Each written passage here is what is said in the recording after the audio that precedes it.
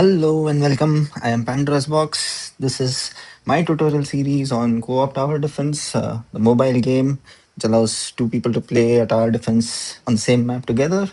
This is the first video in the series. I'm just going to go over what the game is, the different modes, the menu options before covering more topics in the future videos. As you open the game, this will be the first screen. Starting right at the top, you'll have your profile picture. This is your stats, your profile, whatever you have achieved in the game, various records. You can go through it. If you click on your logo, you can also change your profile, different frames, titles. These are unlocked as you play for various achievements. Uh, Next to the profile picture, you have your energy. You typically get about 5 energy every hour or so, and you require energy to play any game mode. So roughly 5 games. You can store up to 5 games, and then in 8 hours, it should recharge for all 25 energy. Next to that, you have your current gems and coins. Gems and coins are used to make purchases within the game. That's the in-game currency. You can also use actual currency to purchase things. Below that, you have the on the left you have various VVIP packs or VIP packs that the game developers have created. This requires actual money to purchase. I have purchased the VVIP pack, which unlocks the 2x speed and removes ads simply because I don't want to watch ads. It's a one-time cost. It's permanent. I generally don't purchase anything that's a limited duration, like the 30-day benefit. I generally don't like purchasing that, but the one-time cost, it saves ads. It's a really good thing because you never have to watch an ad again. Next to that, you have the season pass. The season pass typically lasts like a month or so.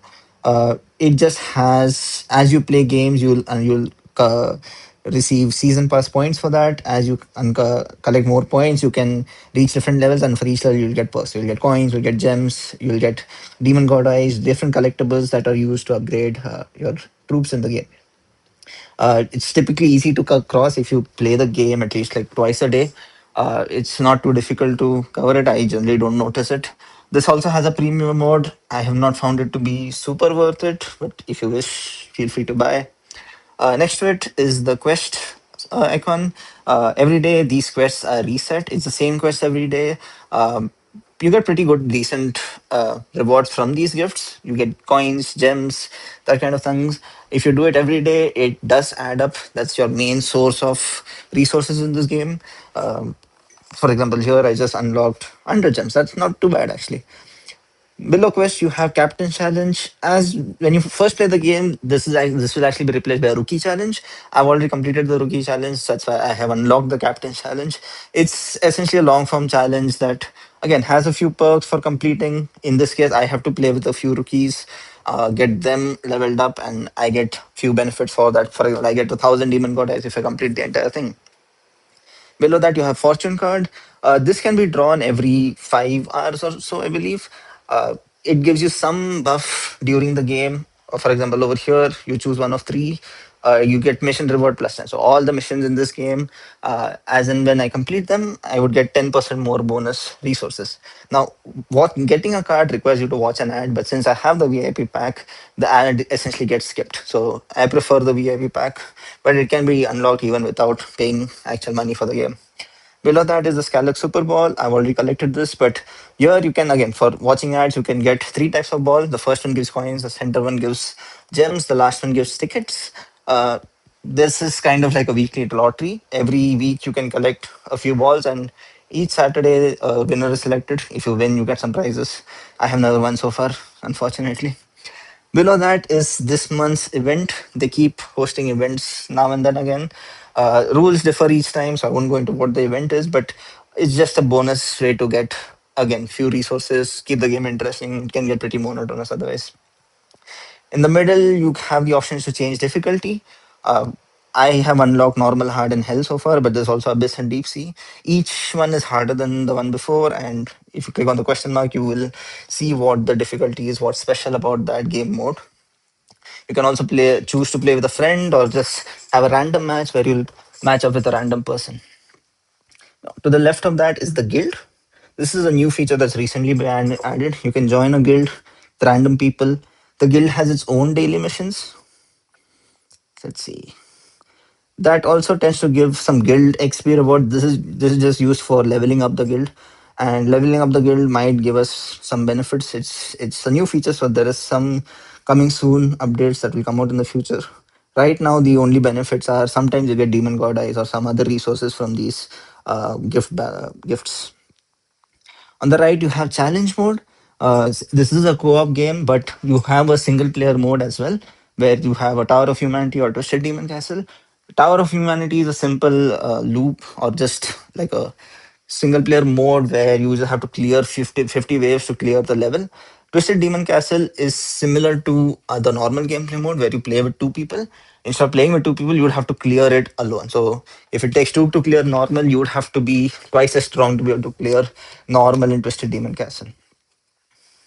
Those are the different game modes and the main page. On the bottom, you can go to the different menus. The first menu would be the shop.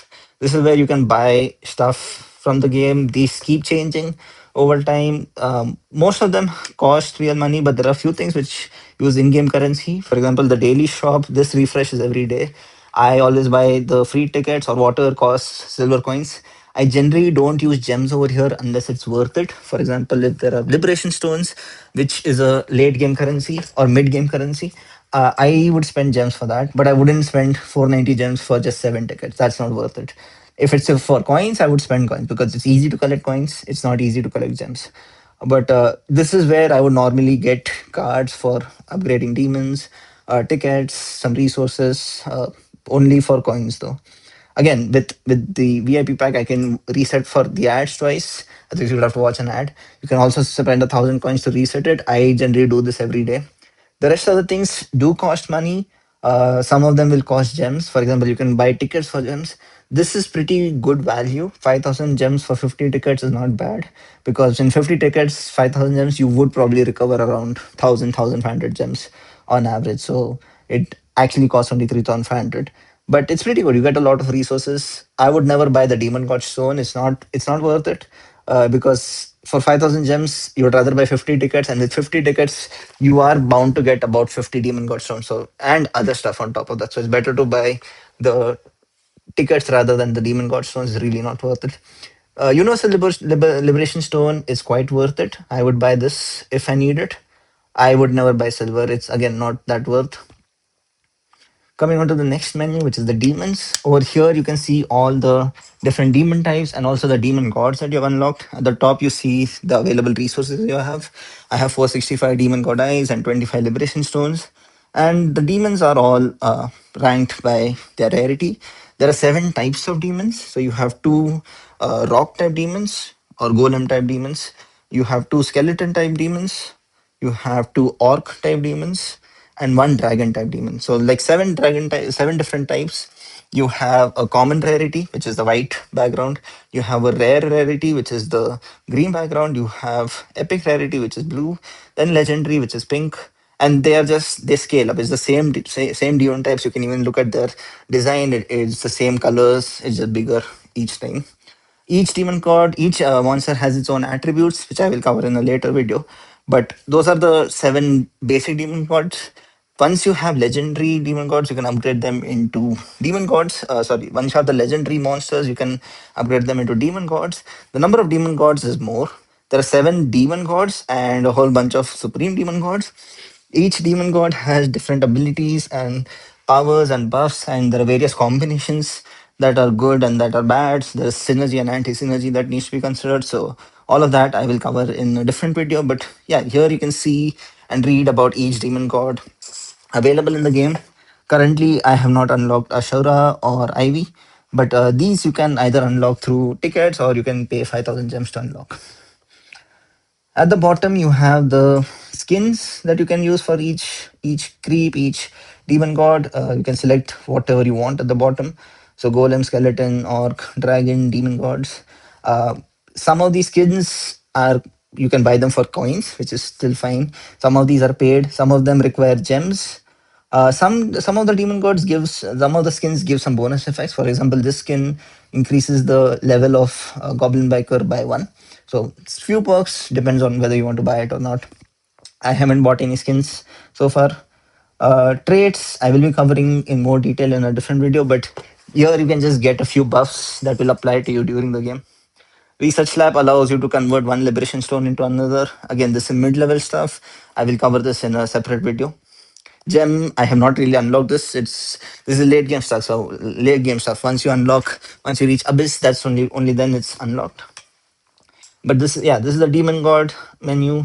Coming on to the relic menu, these are the various relics that I've collected so far. There are a few basic relics. For example, Axe of Onslaught just increases the attack damage of each creep on each monster on my board at 24%. So some of these creeps are generic. Some of these creeps are for a specific demon god. For example, you can see it on the top right corner. For example, Pearl of Blood is only for Draxar and it alters that demon god or buffs them up. Some of these are good. It really depends on which demon god you wish to use or which combination. Collecting them is a random process. Sometimes you can buy them in the store. Again, it's only if it's available there. That daily shop refreshes. So, luck of the draw. Otherwise, you can collect them through tickets. At the bottom, there's the King's rune. Here, there are various achievements that you can complete during the game, and this will give you a Demon King's rune.